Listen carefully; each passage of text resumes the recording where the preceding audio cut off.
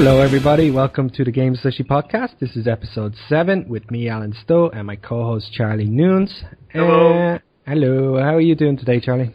I'm good. I just played Mass Effect all day. Didn't do anything else. Nothing new. Yeah. I was doing a lot of research today on Star Wars. The new game. Oh, yeah. It's good. You see, a pre-release today for, people who bought the game. Who pre-ordered. Pre-ordered the game 6 or 7 months ago when it first came available for pre-order. Yeah. And there's lots of uproar about it because, there are people that have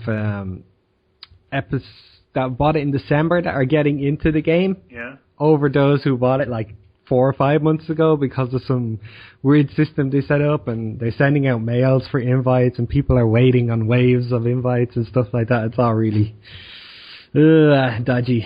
I haven't been very much interested in Star Wars The Old Republic, but I saw it today on Facebook, some of my friends trying to get coordinated to what game servers they would pick so they were all on the same server. Yeah, exactly, and it seems like I was popping on. Now, I had a bit of a problem. I pre-ordered the game myself, but when I entered the code, for the pre-order access, it turned around and says, "Thank you for entering this code." And hello? What else is going on? So I couldn't do anything with it. I was stuck. I was like, oh, come on. Now, I've tried sending them a message, but I don't even know if I get the pre-order days that I was hoping for. So pain in the arse. But yeah, it's a lot of QQ. The website keeps going down due to traffic. They have not prepared whatsoever for the amount of people that want to play this game. It's always the same fucking thing with they did the same with Battlefield 3. That when they had the beta, they announced that they had 8 million players playing the beta. Yeah. And then when the game actually released, their servers were how do you say it? They didn't have enough capacity to handle the traffic. Overwhelmed, yeah. Yeah, they were overwhelmed. And then EA goes and says, well, we had no way of fucking expecting this. You had no way. You just advertised a week before that you had 8 million players playing the beta. You had no way to... This isn't a hint, this is beta. And it was the same with Blizzard and World of Warcraft. Every time a new expansion came around, the servers were, We're all over yeah, but, at least Blizzard somewhat adapted to it. They had the servers. It was just problems with them. And that took them a long time to get them up, I guess.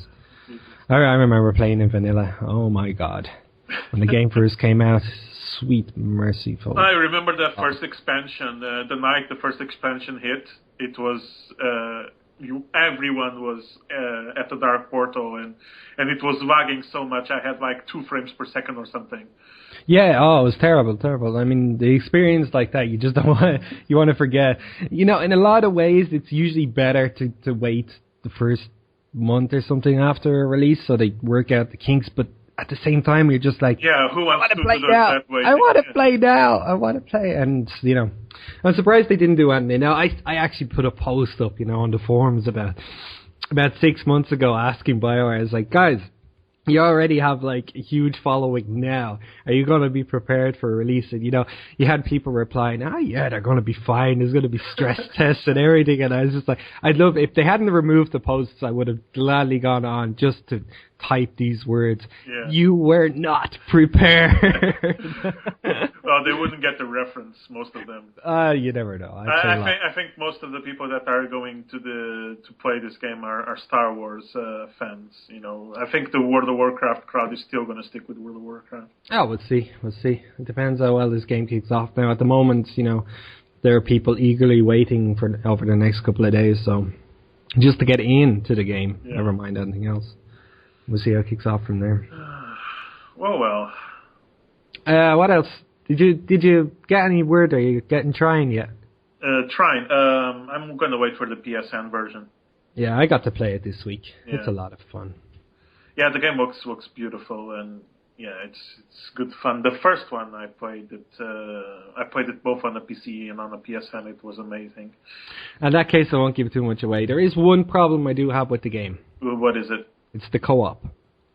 Why? The biggest issue is you have this easy mode of getting around everything, and it's annoying because it's so easy. Because of the mage.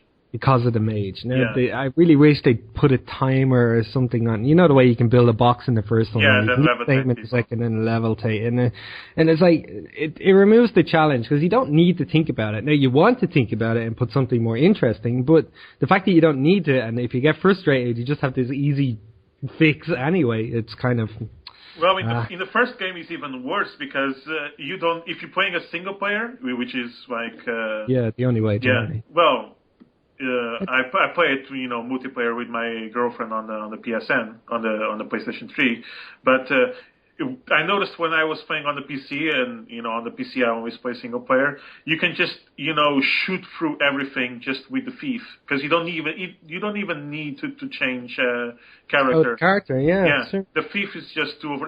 She can defend herself, and she can. It's only on small little occasions where you actually need some magic to get your way through. But basically, 90% of the games you can just shoot through it with the thief. She just can get up to anywhere. She can get. Yeah, that's it. That's the problem, I guess. Yeah, but at the same time, you can't really diss it for that. I mean, it still requires a little bit of skill for the thief, where it doesn't with the mage. You draw a box and you can slowly move a person around the screen to get everything. It's like, The challenge, I think, is playing with 3 people because you have to get the knight across too. Oh yeah, it's a different story. Then again, the mage but when you can't just change between the mage, that's when it becomes more interesting, definitely. Yeah. Well, but it's small complaints on an amazing game. To be honest.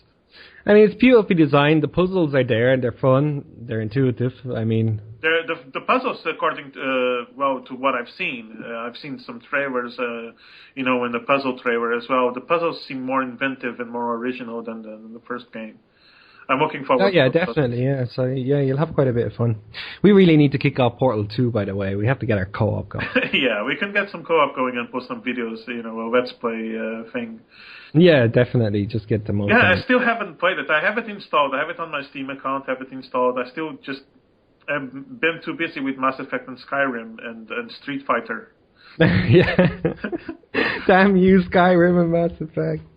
Although, admittedly, now I'm done with Mass Effect, but Skyrim I'm still not done with. I'm up to 140 odd hours, and I'm just keep going, and still can't get all my quests done. I'm on my 4th playthrough of the original Mass Effect 1, and it's amazing. And at the moment, I'm just waiting till the last mission so I can go get Liara, because if you wait till the last mission, I read that she will there's when you get to her to rescue her, she doesn't believe you're real. She thinks you're an illusion. All right. She's hallucinating. So I want to see that, and I'm just doing the missions normally. And by the end of each mission, you have a debriefing and stuff. With the crew, and everyone's saying, "Yeah, we should go get there, Asari." Yeah, definitely. It's nice. I like that about it, though. I'm only going to get her before I was, and I've. This last character, the current character that I'm playing, it's a complete cunt, a complete dick, and it's just hilarious to see what he says to other people, choosing all the renegade options. Yeah, I think they're the most hilarious. I tried to play a renegade character before, but I ended up halfway renegade. Yeah, because you kind of have this good guy attitude in you, and you're kind of like, that's a bit too cruel. But then when you go with it, if you actually stick to it, it's really, really hilarious. I did see the trailer. They released another trailer for Mass Effect 3 this week. Yeah, they released some gameplay footage. Yeah, I was impressed. I am looking forward. Yeah, the combat seems. The combat in Mass Effect 2 already seemed like miles away from Mass Effect 1, and I think the combat in Mass Effect 3 is going to be even better. It's an RPG, but it has a gameplay that's as good or even better than some third-person shooters out there. Yeah, definitely. I suppose that's probably what its key is about at the moment, isn't it? Yeah. I mean, that's what makes it good. It's the good. ability to execute that it's good. Story well. Yeah, moving the industry forward. In the future, you just won't be able to release a game with good gameplay without a good story either. Because when people are like, oh, this has very good gameplay, but the story is shit, I can just go play Mass Effect, which has a good gameplay. It's a good gameplay experience as well, but a great story on top of it. So it's just raising standards of quality on the industry, and that's good. Yeah, definitely. I'm looking forward to Mass Effect 3 a lot. I don't know if I presume they're doing a Dragon Age 3. I haven't actually researched that. Dragon Age 3, I read something about Dragon Age being multiplayer. Oh dear. Oh dear. But Interesting. the Mass Effect universe would be a universe that would lend itself very well to an MMO, in my opinion. But since EA and BioWare, they probably wouldn't want to release an MMO to compete with their MMO. So I guess powers. I guess Dragon Age MMO is, well, we're not going to see one soon, but probably console game with or a normal title with some multiplayer component on it. Yeah. Anyway, moving on. You did send me a link just now to this Naughty Dog trailer for, what's it called, The Last of Us? The Last of Us. It's The Last of Us. It's and what these Sony called, it's the game you will not believe, or the exclusive you will not believe. And changes the fucking industry. That is some claim there. Now, I did look at the trailer, and it looks, very, Left 4 Dead, Dead Island-ish. Maybe it's going to be like what I'm hoping it is.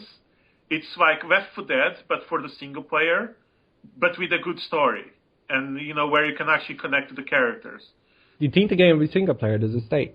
I don't know. It's either single player or co-op, since there are two characters. Two main characters. Yeah, so maybe it's going to be something like Resident Evil 5, but better. Yeah. The thing is, I've been noticing a lot of games, they're trying to aim more in the PC area towards co-op. Now, this is actually only becoming a recent thing with games, I've noticed. Only in the last couple of years, actually. With this new console generation, since Xbox 360 and... yeah, but it's strange that they're only doing it now, yeah. No, it's not strange, actually, because, the console market is always the driving force.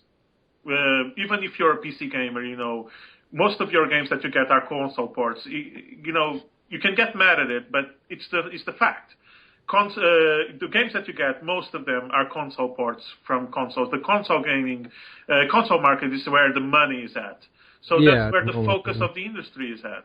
And in this generation, we finally got some multiplayer on our console. So basically, the last thing, or one of the last few things that PC gaming had over consoles is starting to dissipate. Well, you can still argue that you can get better graphics on the PC, and you can still mod on the PC, and you can, but thing is, the last big important thing was the online, and now consoles have that. So it's natural for the gaming industry to be moving more towards multiplayer modes and co-op modes, since they can now do it. Yeah, do it properly as well. I suppose when you have your PSN network and your Xbox Live and things like that out there. But the thing that I've been finding disappointing lately, especially over the last 2 years, is the fact that there's no direct co-op games. Very little. A lot of them are online. And it's the sit down and couch type of things that I quite enjoyed. Now, they used to do it. I mean, PlayStation 1 and 2 had thousands of those games. Yeah, but they were...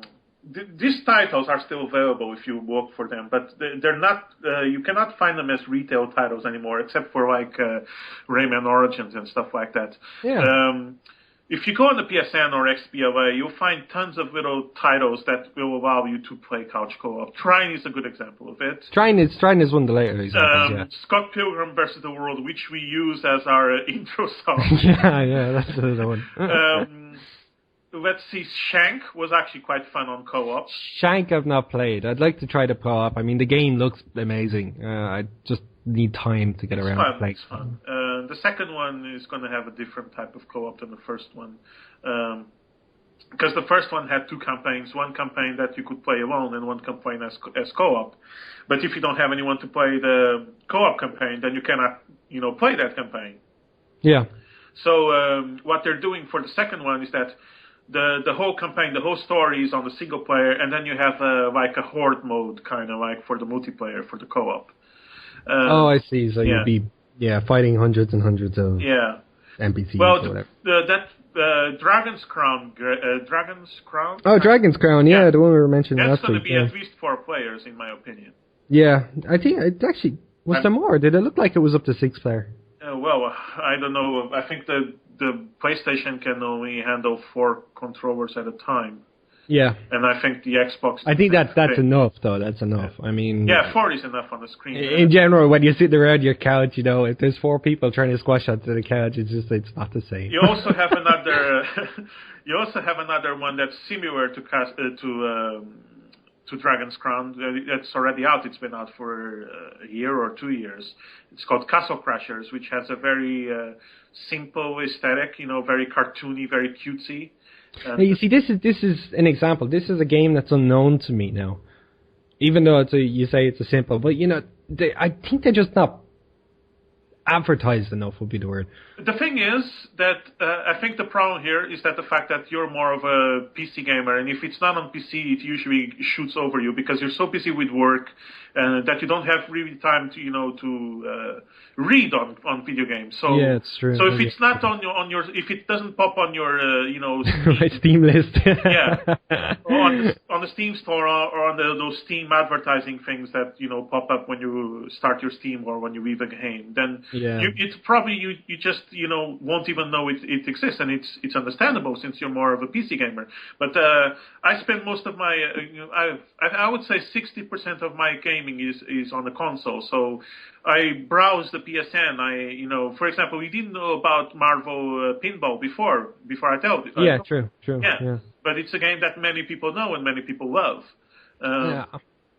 You're making me feel horrible. I want more time. I miss my gaming. Work sucks. Well, I try to keep you up to date as best as possible. Yeah. I try to look up as much as I can as well. I mean, God, it's been most of my life, so... Yeah, but sometimes I wonder if I should send you a link to something for you to check something out, but I don't want to go into an argument over if it's good or not for the next fucking 3 hours, so I just keep it to myself. What's the fun in that? No, but the Castle Crashers is totally a game that we should play together, because you can play it on the PSN. On the PSN. Yeah. I could play with my girlfriend. I think you know, it has couch co-op, but it has online co-op. So I don't know if we can, but would be really cool if I could get my girlfriend, you could get my girlfriend, we could connect to each other. And have like a 3 or 4 player, yeah. Yeah, 4-player co-op would be awesome. Yeah, maybe. Yeah, but and the Borderlands, it's not couch co-op on the PC, but on the console versions, you can actually split screen it. I played Resident Evil 4, or was it 5? 5 has the co-op. Yeah, the split. It was dreadful. I mean, all right, the game was great. It was good fun to play and stuff like that. But the way they had set up the split screen was absolutely horrible. No, I mean, you cannot play a game like that on a split screen, especially box in the corner game where you need to find little items that all over the map, and you know if. It's already hard to see them where they are in the big screen. Imagine if in a small screen you can see where they are. Yeah, it's true.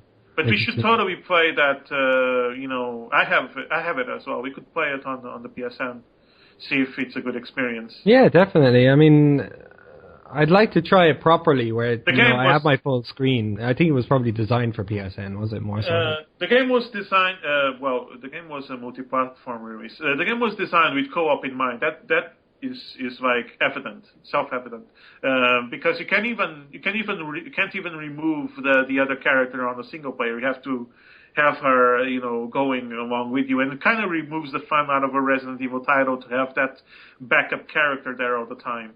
Yeah, it's not as scary as if you are all alone. So yeah, but Resident Evil, I hope they go back to. They're a little bit more the core. Yeah, Resident Evil 4 was still, in my opinion, the best Resident Evil game ever made. Especially if you can speak Spanish, it's hilarious. Yeah, but that's we explained that in what was our second or third episode. Yeah. But yeah, no, definitely. I would give that a try. Maybe there's still a lot of couch co-op out there if you're willing to look for it. The problem is that only a few.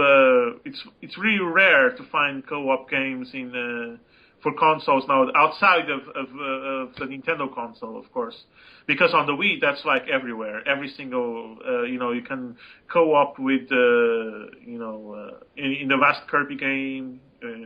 Kirby games you always have two-player co-op. Two-player in the co-op. Four-player co-op even. Actually. Oh really? Yeah, the Mario games as well. The new Mario Brothers. Yes, like that. Well, obviously, one plays as Mario, Luigi, one plays as Luigi, and the two least popular people play as the mushrooms, I guess. Donkey Kong, I think, has co-op as well. So the co-op, couch co-op, is still very much alive, but it's just not as mainstream as it used to be. Same as the other ones, yeah. I think that's probably what I was kicking on. Yeah. I hope Dragon's Crown has online multiplayer, so we can. I'm totally gonna get that one. Yeah, I really enjoyed the trailer. It was very funny, especially by the Yocast. It was hilarious. Oh yeah, you saw that trailer where the Yogcast were making fun of yeah, the boobs. The boobs! they were totally right about that one. That was my reaction as well. But what else do you want to talk about today? Let's kick off on. We were having a discussion earlier today on our top 5 games. So that are for 2011. The top 5 games that came out for this year that you think should be rated at top to bottom. Let's see. For me, okay, I'm gonna do this as in the order they came out. Not in the order of personal preference now. No, because I cannot choose between all of them. I see. If I had to choose, I would probably put Skyrim on top, but then I wouldn't know how to put the other ones after Skyrim, So in March I got Choosen 3, which I think it should be on my top 5 game of the year for 2011. Choosen 3, I spent hundreds of hours in it. It has not only it has a great multiplayer experience that I think is just as good as any Call of Duty game, but it has a awesome 8-hour campaign. It has fucking Helgast as well. Yeah. So Choosen 3 is on my top 5. Let's see. Skyrim, of course, is there. What else came out this year? Portal 2, I haven't played it. Okay. Deus Ex was another one. Deus Ex, I have it, but I haven't played it. You haven't played that either. Oh my god. Yeah. So I have 2 games there that probably would be on my Game of the Year choice, but I still haven't played them, so I can't say. Did you play the second Witcher 2? No, I haven't played that because I didn't play the first one either. You see, I tried to play the first one, and I have a total of 5 hours played in that game. And you don't like it? I'm sure it has an amazing story. I heard a lot of reviews that people saying it's an amazing story, it's awesome, but I can't get my head around the combat. The moment you start moving your mouse to swing a sword is horrible. It is desperate. I hated it. I couldn't stand the combat system, and it was enough to make me throw it down and say, well, listen, there's no story worth that. I have a few friends of mine that they're always nagging me to get The Witcher and The Witcher 2.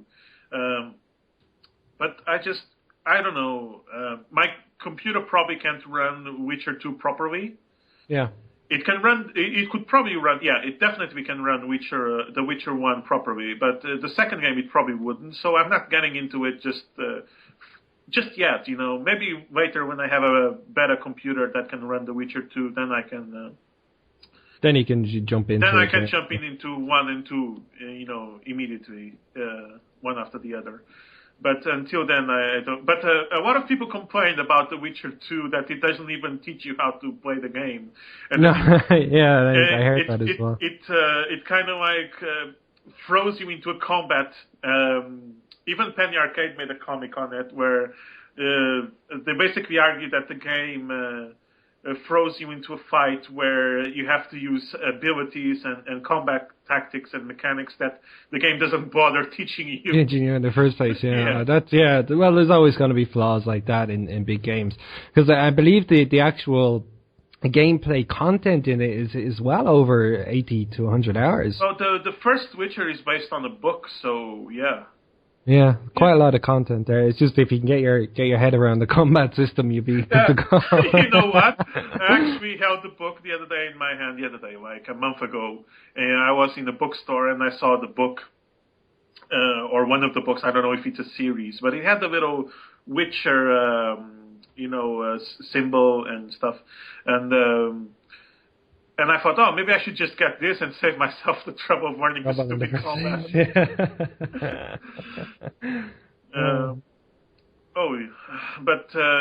I didn't pick it up because I live in Sweden and the book was in Swedish, so and I can't speak Swedish very well just yet. My Swedish is very basic. What about Dead Space? Did you pick that up? I haven't finished it yet. So Dead Space 2. No, Dead Space 2. That was out this year. So. Dead Space 2 I haven't played yet, and I haven't finished Dead Space 1. I have more games than I fucking have time to play. Yeah. And I'm fucking unemployed. It's a curse!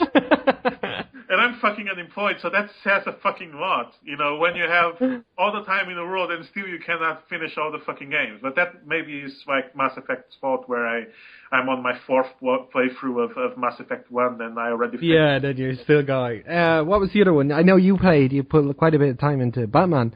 Would you rate that up in your top 5? I would name Batman for a Goty unless, I'm quite sure that if I played Deus Ex and Portal, the moment I play them, then Batman won't seem, not even in the same fucking league. Yeah. I mean, the game was good enough, but it's not Goty material, especially when they use all that, open world and just, instead of filling it with content, then filled it with the fucking little green question marks instead. I don't think the game is Goty material. It's good enough, story is good enough. Characters are good enough, of course. It's fucking Batman and Joker. The game looks gorgeous, but Goty material? Nah, not really. No, not at all. Not really. So basically, what did I pick? I picked Killzone. Killzone, yeah. Killzone. Skyrim. I guess I would throw Marvel vs. Capcom 3 in there, or Ultimate Marvel vs. Capcom 3, which I haven't picked up, but I have the original one.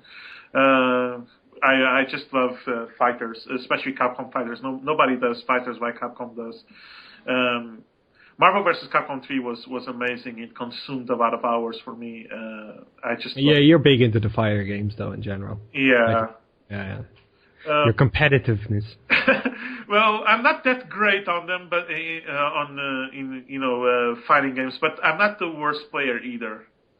I'm an in-betweener. I'm a tweener. If I could get, alright, because I have Street Fighter 4 on my PC. Yeah. If I could get it to work on the PlayStation, I would totally kick your ass. I would like to see you try.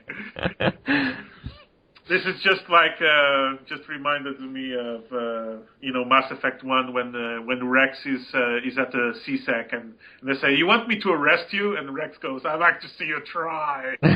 Yeah. I love Rex. If I can get him on my, I hope in Mass Effect 3 we have both Rex and Grunt, because then I'm gonna be all like, it's gonna be me and my Krogan posse. Yeah. It's awesome. I fucking love it. Awesome, yeah. No, the Krogans are brilliant. So in general, we have 3 games that you have there, and there's a couple that you haven't played that would be probably, for me, sitting there. I mean, Deus Ex Human Revolution is definitely my number 2 spot. The same, Portal 2 is number 3, and then I have Skyrim as my number 1. After that, though, I hit a kind of a grey area as well. Yeah.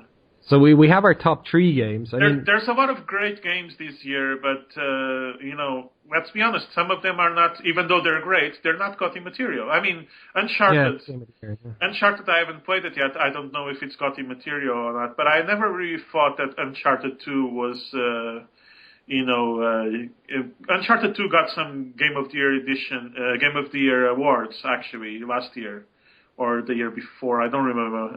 Was it 2010 or 2009? Yeah. Uncharted 2. I don't remember. But it was, it got some Game of the Year awards for Uncharted 2, and I think Uncharted 2 is an amazing game. But Game of the Year, really? I don't know.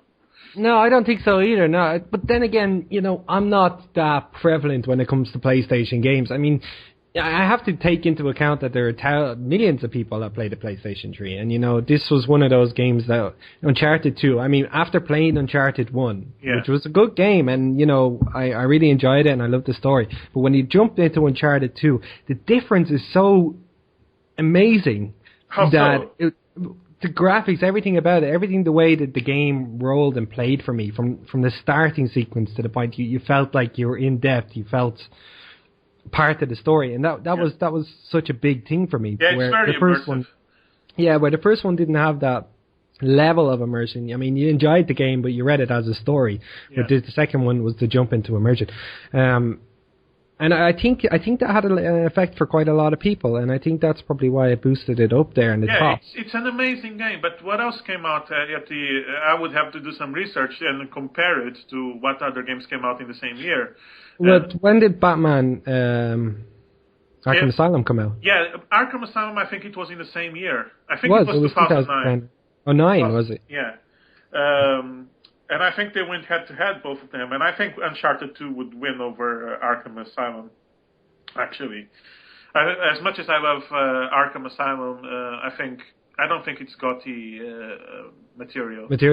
Now, I'm just quickly having a look here. I'm just having to browse through what people are generally thinking of the top games. Now you have Little Big Planet. I'd never even heard of this game. I got it for free when the PlayStation network was hacked, and I didn't enjoy it. It's a big thing with some people, but I just can't get into it. I see where people, I see what's special about it, but it just doesn't. It's kind of like, how do I explain this? When you're watching a movie and with another person, and you know exactly why the other person is loving that movie, but you don't. you don't connect with them. Yeah, it's the same thing with me, and I don't like the way. I think the art style is what, nice. Yeah, it's nice, but it's not what. It's not what. It's not. I rather see them more inventive, more cartoony. Then, like, it looks like everything there looks real, but on a smaller scale, It's more like a little toy land. Yeah, Toyland or something. I see. All right, well, that's one of them that was, up for recommendation. You have Dead Space 2. Yeah, Dead Space 2 I haven't played yet. I haven't played it either. I played Dead Space 1, I enjoyed it. It was good fun, but, it had a lot of problems with it in my eyes. There were things that just needed to be fixed for this game to make it from good to awesome. This year was amazing for video games, actually. In some years we don't have enough great games, Yeah, and this time we have too many. I think that's why Uncharted 2 got so many Game of the Year awards when it came out, because it didn't have anything better. There was no Skyrim that year. There was no fucking Deus Ex that year. No strong competition. No strong competition, anyway, Dead Space 2, that's up with chances as well. Now, I have to play it to be sure, but I have looked at the trailers, I've looked at a few reviews, and the game, it looks good. It looks like they did improve on the first one, but it's a case of how well they improved on the first one in my eyes. But moving on, the next one I have listed here is Portal 2. Now, I know for a fact this deserves definitely up in the top 5. Yeah, Portal 1 was amazing. Portal 1 was game-breaking. Yeah, well, game-breaking? It was. There was no real game. Original, original, then fine. Yeah. Let's not get into... But I had the most memorable fun from Portal, especially the song, everything about it, the humor, the dark humor, the fun humor and stuff like that. So I really enjoyed that game. And Portal 2 brought that back and improved on it just a little bit. Now, I really want to get down to hitting the co-op, so, get your ass in gear, Charlie. So I'm still going to play Portal 1 again before I play Portal 2, because I can finish Portal 1 in one morning. And then I'm gonna jump straight from Portal 1 to Portal 2. Into Portal 2, yeah. Oh, you'd be surprised. Depends how good your game sense is. Some of the puzzles are quite challenging. Now, the first game took like 6 hours to finish. How about the second one? Is it bigger? The second one is bigger. Yeah, it is bigger. What? Let me see. Around what? 12 hours, you would say? You think it's double the time? No, it's around 12 hours, I'd say. Yeah, it Yeah, is that's about about double the what I time. Yeah. expect. Because the first game was a budget, it was a part of a bundle. That was already a budget. Oh, you got it. Uh, Yeah, part of the Portal bundle, or what was it? The Orange pack, the was orange box, yeah. it? The Orange box, yeah. It was quite. So, and I bought that mostly for Team Fortress. You know, I love Team Fortress. Yeah, yeah. But it was great fun, and it turned out to be the favorite title of the whole thing. Something that was supposed to be just a bonus turned out to be one of the most popular games. Popular sold boxes of the year. Yeah, definitely. It's funny. Some people bought that just for Team Fortress or just for Half-Life, and they ended up getting away with a new favorite title there. That's why. But that's it. I mean, the price that they sold it for was fair. I actually bought it for Portal, and then I ended up getting Half-Life 2 episodes. Something was it episode 1 and 2 with it? Yeah, it comes that with I didn't have. It comes with Half-Life 2 episode 1 and 2. Yeah. And that to me was nice because, I wanted to play episode 1 and 2 and I was looking forward to it. So I got 3 for the price of 1, Yeah, basically. you got Team Fortress as well, which... I had Team Fortress previously because I did own Half-Life 2. And I kind of got that in a package when it first came out. Really? Yeah. Well, my Team Fortress is original. I even have my little hat in Team Fortress to say you paid for this game. No. You're confusing stuff. Team Fortress was released with the Orange box, mate.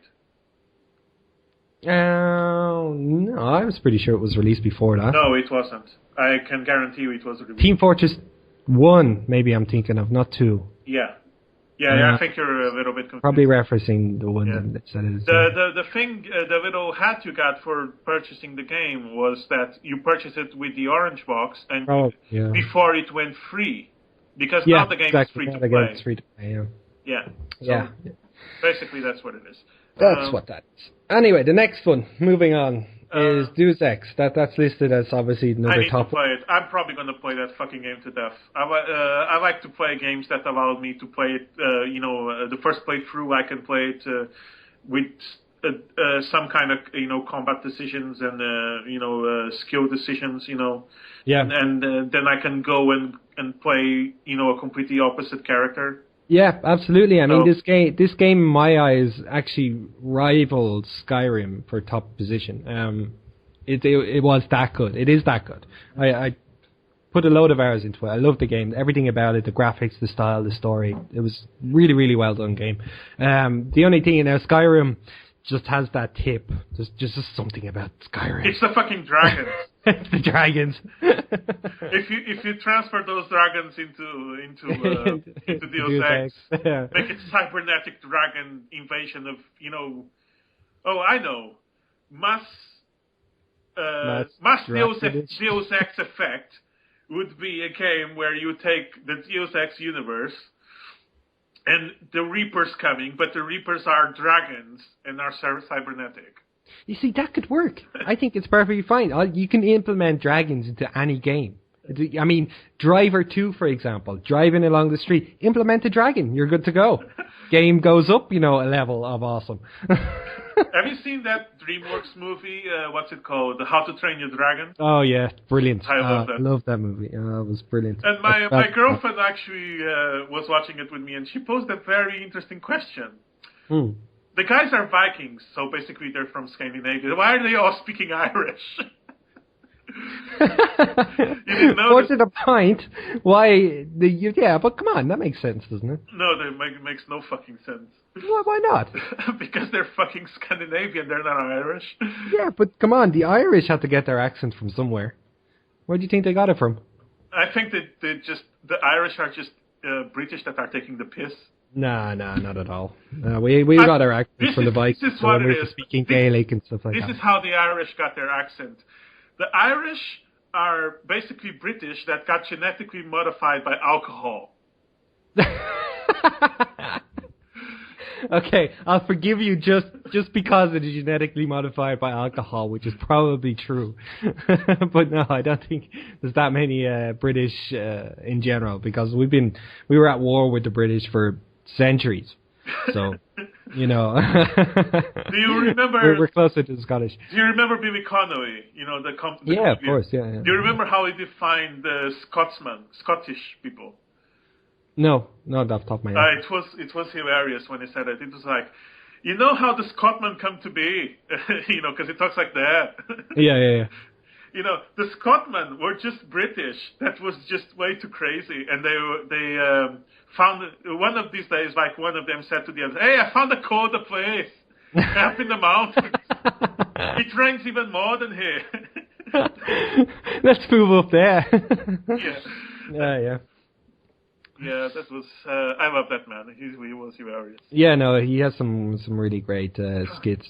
Especially, there was one that I always remember at the top of my head. The Wildebeest? Betty, the Wildebeest. Oh, God. Fall over laughing every time I hear that.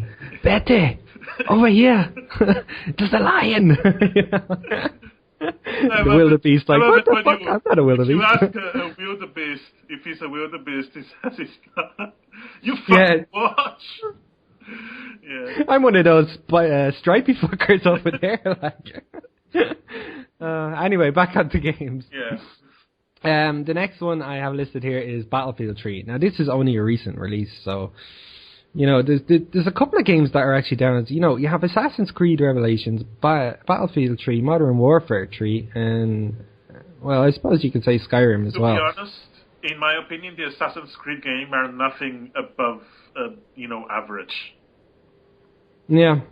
They are, I really enjoy Assassin's Creed. I like it. I would, whether it's a game of the year for me, that's a question. I'd have to hit this one. Certainly not game of the year. I wouldn't even give it above a 7, to be honest. Any Assassin's Creed game, and the first one would probably get a 5 from me. The thing is, and now we had this discussion before. You generally don't like the story changing. No, it's not. To past, that's not it. I just don't like people fucking wasting my time with pointless shit. Just the pointless shit. That's all it was. Yeah, we, as you said, we had this good discussion before. In Assassin's Creed 2, they yanked me out of the fucking story just to test my assassin skills in the fucking warehouse. They just. There's no fucking point to it. They just drag me out of the fucking story just about as I'm getting to Venice. And I'm like, oh, fucking Venice. I love Venice. Venice always, I always loved Venice in movies and stuff, because it's so pretty and it's a city on the water. It's so fucking romantic and beautiful and unique. And, I'm about to get to Venice, and they bring me out of the fucking Animus and say, oh, now you got to go to the warehouse and see if you really learned anything. And I'm like, fucking hell. And, damn you, I was enjoying this. And it breaks my immersion all the time that there's this UI and special effects elements that they have in the game that constantly remind you that you're really not in that place, that you're just in a simulation, and that just breaks my immersion, and that's one of my problems with it. But the main problem with the game is that it just wastes my fucking time. The game doesn't have enough content, and they just stretch it out as much as they can. So a fucking, chase sequence that should take only 2 or 3 minutes is going to end up taking 10 or 15. And even again in Assassin's Creed 2, you're learning how to be an assassin from a hooker, and you learn how to be an assassin just like following her around town. Really? Really? Okay, I can see where your mind is on this one. Yeah, fair enough. Okay, I can't really argue with that. The problem with Ubisoft, I don't know what studio developed the game. I don't remember because I don't give it. If I don't give it, it was Ubisoft. Ubisoft published it, but I don't know what studio made it. If a game doesn't interest me enough, then I don't even bother, remembering what, studio was involved in the development. But the problem with Ubisoft, it's the same problem that Rocksteady had when they brought Batman into a open world, set. It's that they can create a world that's believable and beautiful and fun to travel and dick around in it. But they cannot create. Once they create that world, they don't know what the fuck to do with it. Yeah, I've seen that prevalent in quite a few of their games, actually. Even the Annos, Even the Anno games are quite beautiful. They're beautifully designed. I mean, they look appealing. They're very appealing. For the listeners in the US, the Anno games are the Dawn of Discovery games. Oh, right. Just so they know. That Discovery, huh? Yeah, I don't know about the latest one, but at least the one before this one was called Dawn of Discovery in the US. I haven't played them. I know there's strategy and I love them, but you know, I love strategy. I love SimCity 4 is one of the games I've played most on my Steam account. And before that, I used to play when I was younger a lot of Caesar 3. But those games always, when you're creating a city and you get to a certain point where you have everything, then you don't have anything to do. It's just a flaw of the genre that there's no way to get around it, actually. Because once you've achieved everything you can do with the city and created everything you can, and you run out of space to develop more, then there's nothing you can do unless you're playing, the campaign mode and finish the mission and start another mission. But that's basically starting from scratch. Actually. That's it, yeah. And I think that's probably a little bit of a problem. But I base them on the ground. I think they make beautifully designed games. It's just a question of the depth. Now I had a lot of problems. It's a depth issue. I had quite a bit of a problem, especially in Assassin's Creed 2, with the repetitiveness of a lot of the things you could do in the game. And if they kind of just thinned those out quite a bit, I'm sure it would be a lot stronger. But anyway, moving on to the next games. We have Battlefield 3 and Modern Warfare 3. Now, Battlefield 3 is another game that I didn't even thought of picking up because I hated Battlefield Bad Company 2. Because the moment I would fucking spawn, I would get shot in the head from... Yeah. Now, I've been wanting to play these games. The only problem is I just know my PC will fall over the moment I do. Now... This Battlefield 3 or Modern Warfare 3 is actually up in quite high chances at the moment, more so than Battlefield. So there's quite a lot of people out there who love this game, and I've seen trailers, reviews, and stuff on it, and it looks like it's a good, fun multiplayer game. You really have to be interested in it. It has a crowd that's dedicated to it. It's a very dedicated area. Crowd on Steam. Yeah. Counter-Strike has that crowd that just plays Counter-Strike for the last fucking 10 years. Yeah, exactly. And the Battlefield is no different. Battlefield has this core crowd that loves to play it. And they wouldn't change it for all the modern warfares in the world. Oh, yeah, it's the same with Call of Duty. In fact, they're getting quite pissed that they're trying to Call of Duty-fy Battlefield 3. But Battlefield 3 is still a different beast. It has 64 player battles, and it has a scale that you cannot find in other shooters. The main problem with me with the Battlefield series, I haven't played one until Battlefield Bad Company 2, and I only played Battlefield Bad Company 2 because someone gifted to me on Steam. Yeah, and I have to say it's very, I wouldn't say realistic, but, as far as shooters go, it's the most realistic out there. To the point where if there's an explosion anywhere, or if there's, if you shoot somewhere with a tank, there's all this fucking dust in the field, right? Yeah. Particle system. So it makes it very hard for you to, find shit to shoot when you're a sniper. But somehow I can't get it in I can't understand it. Other people, when they're sniping me, they hit me just fine. Yeah. What's wrong with me? But when I'm trying to snipe them, it's always fucking dust in the way. And then there's bullets, the gravity to consider as well. When you shoot in most first-person shooters with the sniper, you just aim it to the guy's head, and it gets there. But in Battlefield, you only have to concern yourself with the travel time of the bullet. But in Battlefield, you have to consider the travel time of the bullet and how gravity affects it. So if you're the further away, the higher up you need to aim. Oh yeah, okay. So there is a bit more tactical or realism into it, actually. Yeah, but affected by wind and stuff like that. That one headshot that I made from like 1,000 fucking miles away felt really good. Yeah, the headshot that you do actually make in the end of it feels worth it. Yeah. It feels like you really earned it, actually. Moving on. Next one I have here is The Legend of Zelda Skyward Sword. No Wii, no game.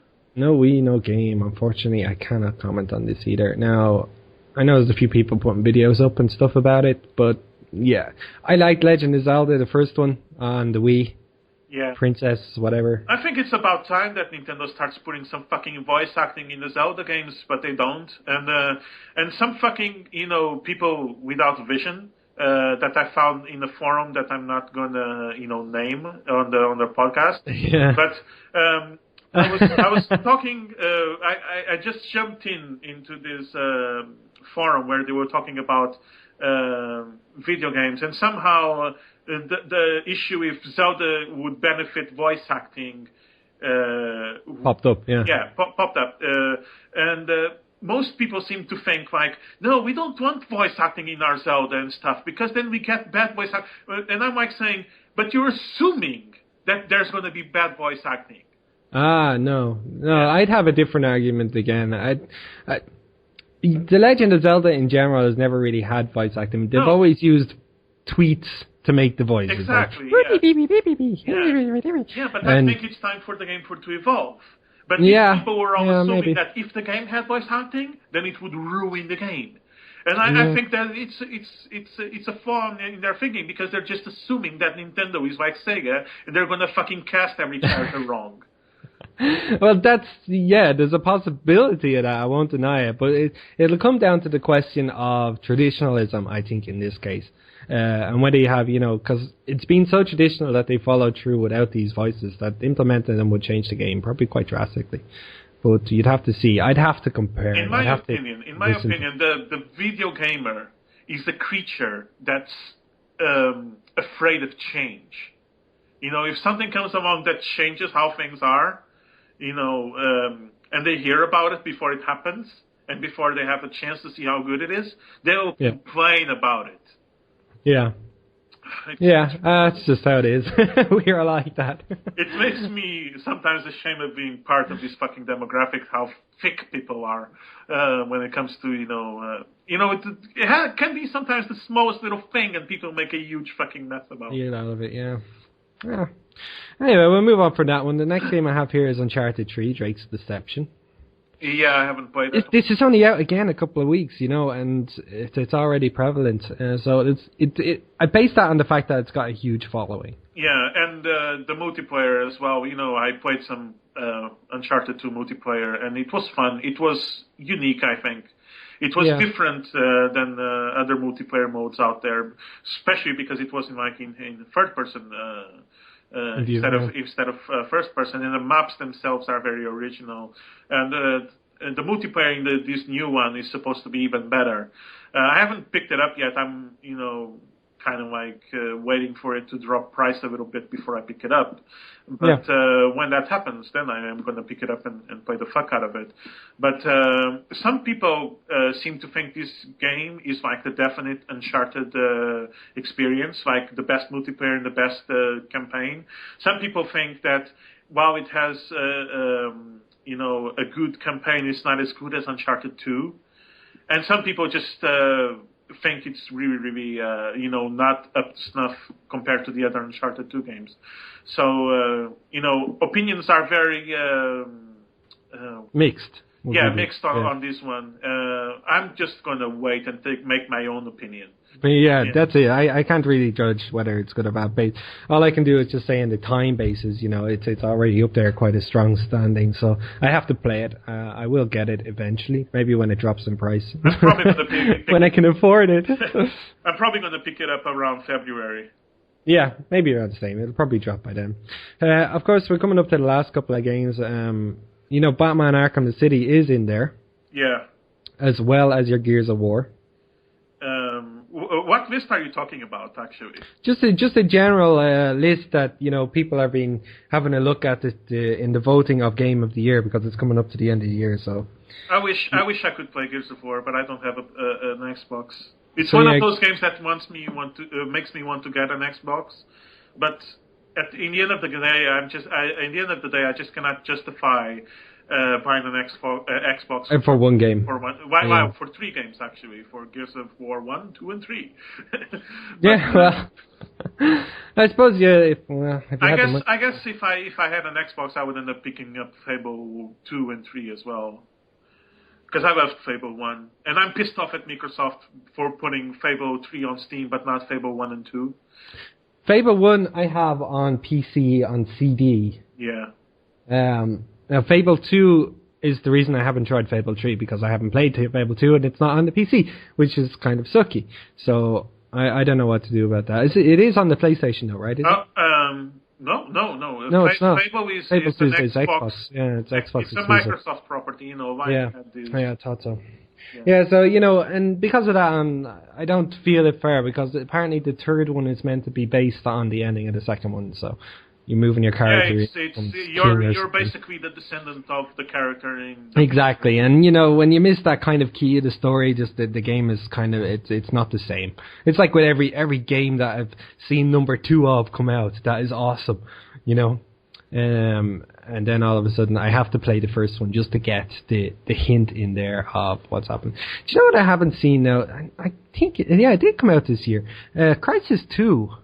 I haven't played it actually. I haven't. Yeah, but it's actually not showing up in the listings. I'm a bit surprised. That's because people were disappointed with it actually. Oh, they were really disappointed, were they? Yeah, the multiplayer didn't caught anyone's attention, and the single player, most of the PC gamers were very, very upset that they thought the game could have been better if it wasn't a multi-console game. Yeah. A multi-platform game. Yeah. They basically blamed it on consoles for the game not being what they wanted it to be. Yeah, I suppose. So you're going to have that. So. And then the developers actually came and said, well, if it wasn't for consoles, we wouldn't have the money to create this good of an experience anyway, so you wouldn't even have a Crysis 2 if it wasn't a multi-platform game. Yeah, there you go. Well, it just goes to show, obviously it's made quite an impact because, it's not being voted anywhere for Game of the Year this year, so... But anyway, it came out too much in the when did it come out? In the beginning, in quarter. It came out at the start. Yeah, the start of this year. So it's basically people already forgot about it, and between now and then, already better games came out and that are more prevalent and more. Yeah, more prevalent in our memories. It can probably be true, I guess. I can't remember last year. Was like Civ 5 in there for Game of the Year? Civ 5. I never played the Civ game. Are they good? Oh, I love Civ games. Yeah, they're brilliant. I've spent easily lost. All right, Civ 4 there. I have 240 hours played, just getting lost in that game for nearly a year straight. And I wouldn't play. It's not the game that I just pick up and play all the time. It's just one of those that you get in the mood to play and you get hooked into it for a while and then you can stop it and get back to it again. You play it. That's good. It's a good quality game for me for that reason. Yeah. Anyway, moving on into our last point, obviously, is Skyrim. That one is probably going to win. I don't think we really need to comment further on Skyrim. It's like BioShock meets Oblivion. Yeah. Awesome. I love it to death. And I'm going to play it as soon as I finish. As soon as I feel like I'm done with Mass Effect for now, then I'm going to pop right back into it because I want to make another character and start from the beginning and see all the different options, combat. That's it, yeah. Especially the stories. I want to do that as well from the side stories because you take one path with the Imperial or the Stormguards. And, Stormcloaks. Stormcloaks, and Your memory is so fucking shit. You play that fucking game almost every fucking day. Whatever, dude. Whatever. Did you see the guy that modded the game to play it with the Kinect on the PC, and he's like swinging his arms? Yes, I did. That was quite impressive. It even had voice activation for him to change items. Yeah, I was a bit shocked, because when I first seen this video, I was kind of like, oh, this is fake. This has to be fake. And then you really find out that this guy actually put in the work and it is actually real. It's like, oh, hold on. Bethesda games are always highly moddable. They make sure their games are always highly moddable. So even in the first fucking week the first fucking 48 hours that Skyrim was released, it was already fucking yeah. Yeah, I knew that. I knew. Yeah. It's kind of like when World of Warcraft had a new patch. In the next day, you already had all your add-ons updated. With people already released new add-ons for it. It's the same thing with Bethesda games. As soon as they come out, the people mod the fuck out of them, even for stuff that doesn't need modding, just to get their names out there and shit. Yeah. But it was awesome, and the thing that interested me the most was the voice activation.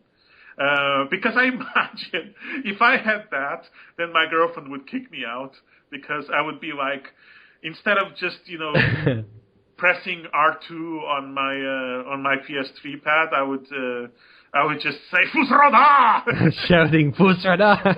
Get the neighbors down. Did you see that guy that also modded the game to make the shout say Thunder, Thunder, Thundercats? Oh. Yeah. Well, that's pretty much it for this week now. We've covered all these games for the Game of the Year, so obviously people will just have to go around voting. Let the sites know what you think, because it's definitely your favorite game of the year. I have a Left 4 Dead gameplay, Left 4 Dead 2 game starting now with some friends. You want to join? Yeah, sure, why not? Okay, let's wrap this up, and I don't know about next week. We'll see. We'll probably get, if we can, guys. I'll do a pre-record of a podcast and upload it. Yeah. If not, I'll probably do something solo anay. So just so we have the week. So you think you can carry this without me? You think you can go solo now, huh? Oh yeah, absolutely. No, but it'd be a much shorter episode. I wouldn't be able to go a full hour. No, we'll probably record something this Friday then. We'll see. We'll get some time in so we can upload it for next week. Because the Christmas is coming up, obviously we need the time off. As long as it takes. I'm going to be working on this for a couple of hours just to get it uploaded and stuff like that. So. Yeah. Anyway, guys, be sure to check out the website. Thank you for listening. Thank you for listening again. You're very patient people. Yeah, and be sure to give us a mail or drop us a mail at GameSlushy@gmail.com. It's all one word. And let us know your thoughts, or if there's anything you want to talk about or want us to talk about, or if there's any information you want to hear about. Send us questions, about video questions, games. Yeah, things that we will gladly answer to. So that's it for me. Yeah. Thank you for watching. See you guys soon, and thanks for listening to us. Take care, guys. Bye-bye. Fusrata!